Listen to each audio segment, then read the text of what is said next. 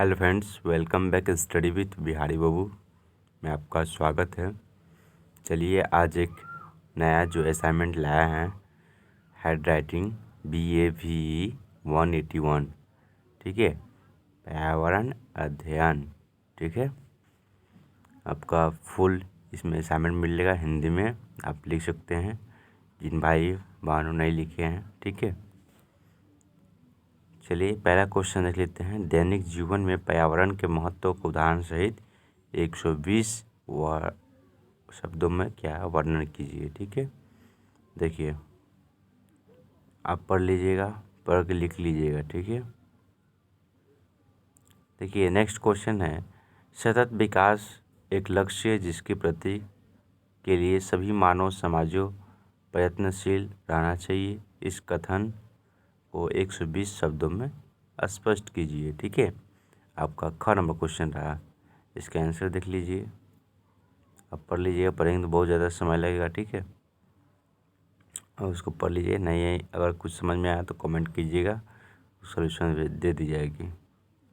देखिए अगला क्वेश्चन देखिए 2 नंबर का, एक का जो क था हो गया, 2 का देखिए नीचे दिए गए शब्दों में अंतर उदाहरण सहित 120 शब्दों का स्पष्ट कीजिए। देखिए पहला क है प्राथमिक अनुक्रम एवं द्वितीय अनुक्रम, और ख जो है जैव विविधता के प्रयत्न उपभोक्ता और अप्रत्यक्ष उपभोक्ता मूल्य, ठीक है। देखिए प्रयत्न मूल्य, ठीक है, प्रयत्न मूल्य देख लीजिए। पहले ख नंबर जो है आपका, ख नंबर पहले लिखा गया, क नहीं, पहले ख लिखा है फिर क लिखा है, ठीक है। आप सही से लिख लीजिएगा, ठीक है।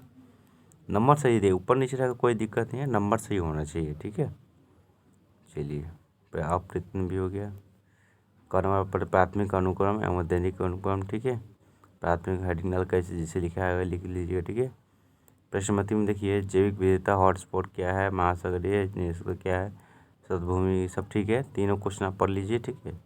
समय की कमी के कारण पूरा नहीं हो पाएगा। ग नंबर ख ग भी है, ठीक है, घ भी है, ठीक। चलिए देख लेते हैं आगे। देखिए बहुत ही मतलब कम से कम अच्छे वर्डों में आंसर लिखा है, इसको आप लिख सकते हैं। किस तरह के परिस्थिति प्रणाली को समर्थन में वैश्विक तापमान को सीमित करना है, उदाहरण सहित 150 शब्दों में बनाए, ठीक है। नंबर 4 क्वेश्चन ऐसे हेडिंग डाल कर लिखिएगा, अच्छा रहेगा, ठीक है।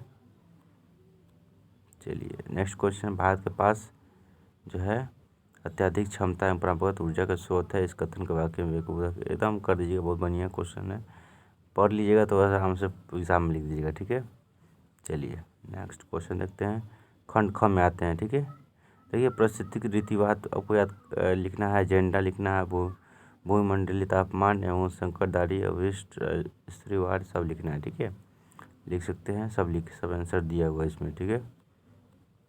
और सब जितने असाइनमेंट है उसको दे ही दिए हैं आपको, और 1-2 बचा है दे देंगे, ठीक है। देखिए 7वां क्वेश्चन है, लैंडफिल या भूमध्य महत्वपूर्ण तरीका अपशिष्ट नियंत्रण को कैसे सहायता करता है, अम्लवर्षक क्या है, राष्ट्रीय पर्यावरण विधि परिवर्तन क्या है, वो सब, ठीक है। अब लिख लीजिएगा क ख ग घ, ठीक है, चारों लिख लीजिएगा। कम से कम वर्डों में बहुत अच्छे कंटेंट हैं, लिख लीजिएगा, याद पढ़ने में भी पढ़ लीजिए एग्जाम से पहले। देखिए नेक्स्ट क्वेश्चन, वैश्विक जैव विविधता में अधिकतम विनाश को एक सबसे महत्वपूर्ण खतरा के रूप में पहचान गया है, ठीक है। इस वाक्य का जो है आपका उदाहरण सहित 125 वर्ड में सुनाइए, ठीक है।